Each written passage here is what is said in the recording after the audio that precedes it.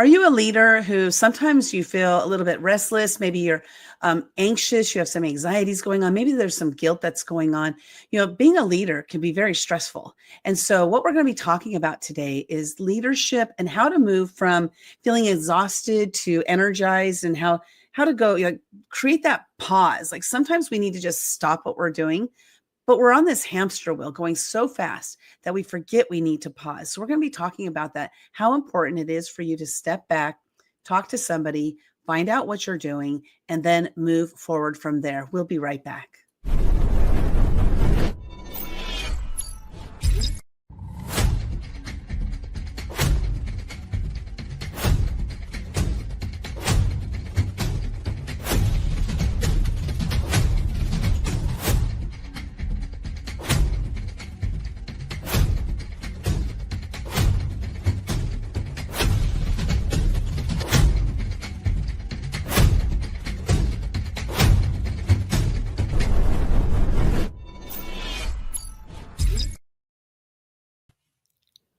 Hi, my name is Linda Sunshine West. I'm the founder and CEO at Action Takers Publishing. One of the things we love to do is to bring to you our authors from our books to share with you who they are, what they're all about, and what they're doing to make a greater impact on the planet. So today we have with us Lynn Wong. I'm excited to interview you, Lynn, because leadership is something that I never knew I was a leader until I was about 54, 55 years old.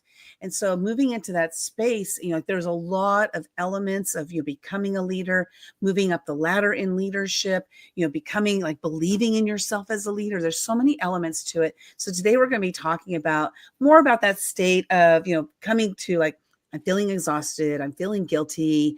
How can I stop those feelings? So, Lynn, why don't you go and introduce yourself, and then we'll go into the questions and answers. Awesome. Well, Linda, thank you for having me. And more importantly, thank you for leading the way for the birth of Leadership Unveiled, an incredible anthology of women's stories. So I am thrilled to be a part of it and share my personal leadership journey. And leadership was something I thought was a title when I was much younger and growing up.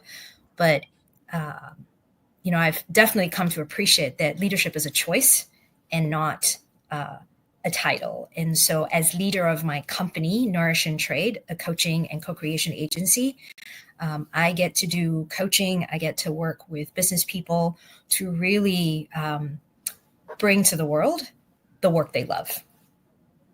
That's awesome. Because what's the saying? If you do the work you love, you'll never work a day in your life. And that is so true, right? Before we go into it, you did mention the book already. So let's talk about the book, Leadership Unveiled, Women Leading with Impact. You can get your copy of the book by going to actiontakerspublishing.com/unveiled. There's also free gifts from our authors over there. So go cash in on those free gifts. And Lynn, your chapter title in this book is Rest to Rise, from Burnout to Breakthrough, which is the topic we're talking about today anyway. So why don't you share just a little bit about your chapter?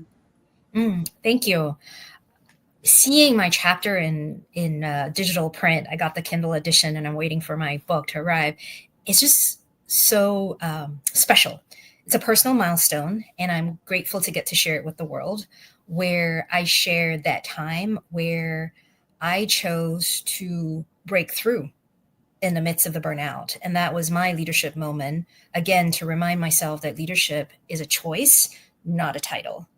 And so the book walks you through a little bit of what went through my head, what went through my heart, how my body was, causing me to take a break, and eventually how I chose to walk through to the other side, to rest, to rise, and come into the work I really, really love. That's awesome. I love it. It is so important for us to listen to our body, and sometimes our body's giving us warning signs ahead of time, but we don't heed those warnings, and next thing you know, we're kind of flat on our back, and then we're required to stop. So it's better if we can have ourselves stop before it gets to that point, before that burnout place. Again, you can get your copy of this book at actiontakerspublishing.com/unveiled. Go get your copy. So Lynn, regarding the work that you do and how you help people, to move into this space of leadership, this space of confidence and leading, and this space of making the decisions based on where they are in their life today. Because a lot of the decisions that we made earlier in life were influenced by other people in our lives, or we were going a different direction. And then we learned and met new people, learned and met new people. Like, this is just a cycle of life, of growth. And then maybe we're stuck in this place. We're like, oh my God, I don't really know if I really want to be where I am. Like, how do we move through that piece right there? Yeah. Oh, what a big, deep question, right? I always got big ones. Yeah, no, it is. So we'll walk back from the answer, which, it sounds simple, but really, I was the one I was waiting for. Therefore, you are the one you're waiting for. And the choice is always available to you. For as long as you have your heartbeat and your breath, you are in a moment of choice. And that shows up very differently for others. And it's never too late. So that moment of choice is always present. Yeah, that is so big, because I remember how you said it was waiting for me, right? And there's a saying, when the student is ready, the teacher will appear. Well, what I realized is also, when the teacher is ready, the students will appear, because that was me stepping into my leadership, my belief in myself and leadership and stuff. And so people started, appearing that I was ready. Now I was ready to train. I was ready to teach, move into that leadership role. So let's talk about burnout. Like, what is a sign? Can you tell us some of the signs that we're maybe approaching burnout before we actually get there? And then what can we do to do, you mentioned earlier to me, the power pause. Like, why don't you share a little bit about that? Yeah. You asked about signs and symptoms. And if you have this constant feeling that you're on a treadmill, but you don't know how you can stop, or a hamster wheel is another very visual analogy. I would say if you have had Sunday scaries for a while, where this feeling of dread of going to work on Monday, whatever work looks like for you, those are some real signs. And if you're only feeling like the only time you have to yourself is when you're scrolling social media, especially before bed, those are signs.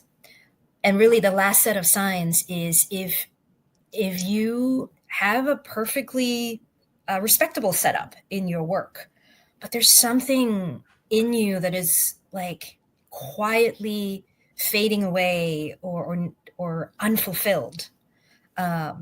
It's not just not enough sleep or not taking enough vacation. It's also that inside out feeling where it's not enough anymore for you. Those are some big signs of burnout.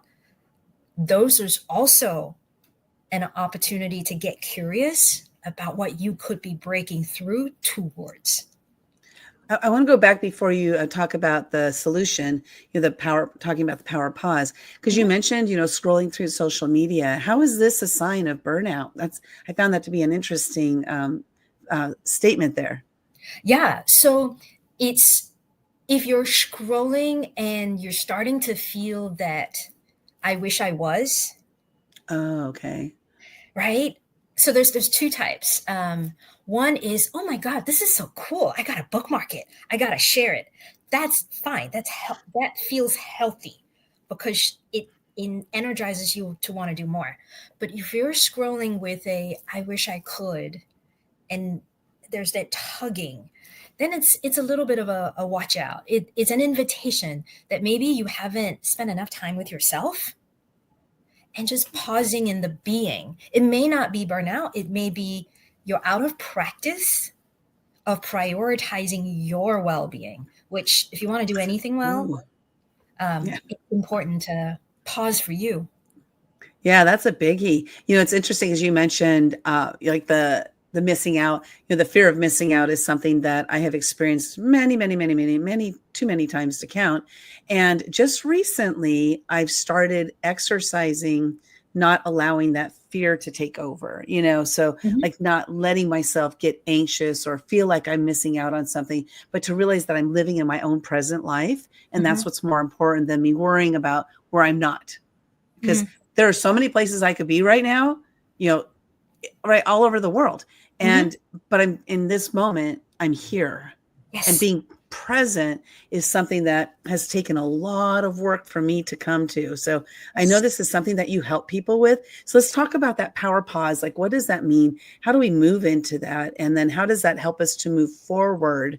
Because I know you help people to move forward with their lives, instead of getting stuck where they are. Yeah. No, thank you for asking. So, in my work as an executive well-being coach, I get to I guide trailblazers to reclaim their well-being so they have energy to do the work they love. And the step into power pause is actually with as little fuss as possible, but with maximum intention, right? And so what this means is by us working together, they've already made a decision that they're going to choose themselves first. Mm. And they would like a thought partner, a mentor, a witness, a professional to hold them in what I call an incubator, the power pause, and they know that they're not doing it from a place of weakness. They know that they're doing it from a place of fresh perspective and absence of practice, right? And so we walk through then, the integration of what is your body wanting, what is your spirit wanting, what is your heart wanting, and then what is your mind wanting. We walk into an integration process of being and doing your best work from the inside out. So you go get to do that with others, kind of like you, Linda. You've done that work, and now you are Yes. on your way to bringing millions of people into the world to do the same. Yeah, it really is. It's like I was thinking about like when that shift started for me, it started at age 51 and it has not been a fast shift, Mhm. yet it feels fast sometimes because I spent 51 years doing you know, and then and Yeah. then suddenly, I'm Mhm. I'm adding and adding. Like it's like I'm moving into my own. I'm becoming who I am. I'm stepping into the leadership. I'm stepping into who I am as a human being. I'm accepting that. I'm owning that. And it's like there's all these different phases to go through to get there. Now, if you're a trailblazer already and you're watching this, like you already know where you are. You're blazing that trail. But is it Mhm. the trail that you set? Is it the trail Mm. that you decided on, or is it a trail that a lot of parents will guide us Mhm. down the path they want us to go on? So I think this is something really important for you to sit down with somebody to find out, like, maybe you're not asking yourself the right questions, And so it really is important. Like when I worked with a life coach, she knew the exact questions to ask me to help me move forward. And that was so key to me being able to make progress because they see something in us that we don't see in ourselves. And so I think it's really important. I want to share that you can reach out to Lynn. Go to lwcoaches.com. That's lwcoaches.com. Reach out to Lynn and get on a calendar with her. Lynn, do you do like consultations with people? Yes, I do. Why Yes, don't you talk absolutely. about that a little bit? Yeah. So on my website, lwcoaches.com, you will find a couple of checklists, if you will, to get a feel for, are you burning out, breaking through? There's also a straight link to book a call with me and let's have a conversation. Sometimes all you need is a conversation, and sometimes you want a little bit more. But let's have the conversation and we'll take it together from there. Now, before we got on this call, you talked about assessments, and I want to let's address this a little bit because you said most of the time you don't even use assessments. So Mhm. let's talk about the value of assessments and or the value of not using assessments. Yeah. I am a fan of assessments and I love learning more about my strengths and weaknesses. I have also realized after over 20 years working for the largest in the industry and global corporations that I only spent time fixating on my gaps, my opportunities, my weaknesses. And I never paid attention to my strengths. Taking my own power pause gave me a chance to rebalance and also lean into my strengths. So with my clients, because they're trailblazers, because they are typically in the Fortune 1 to Fortune 10 type companies or founders of pretty significant startups, they have a track record already of these assessments, but clearly it hasn't been serving them, else we would not have crossed paths. So when we begin work, we talk.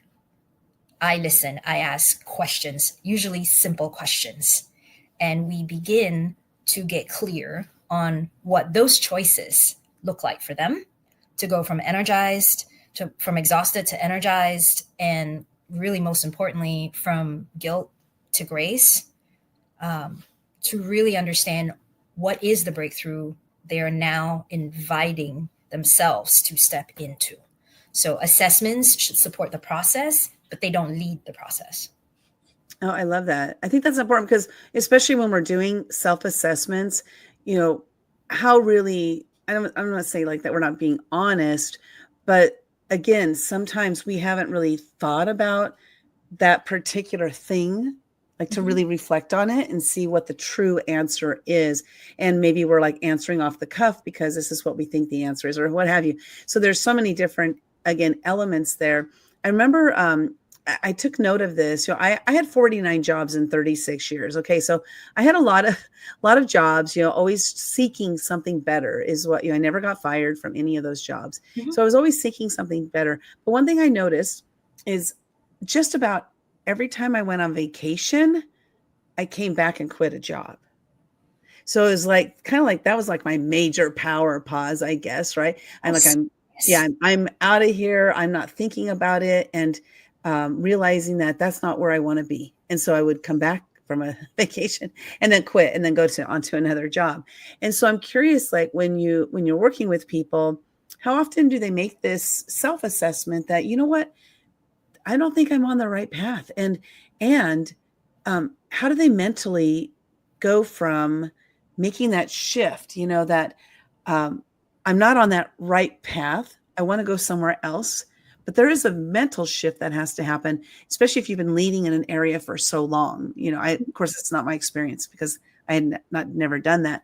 But especially if you've been leading in areas so long, how do you make that mental shift to leave and do something different without feeling like you're failing or you're quitting or you're giving up? How do you do that? Yeah. It really does sound simple. But once you have begun the awareness of choose yourself first, like you always have a choice and it's never too late, then you step into those power pauses like you talked about, Linda, on vacation. The third shift happens when you begin to wonder with curiosity, what if everything is always happening for my greatest benefit? Like just what if everything was always happening for my benefit? And that's a great question. I love it.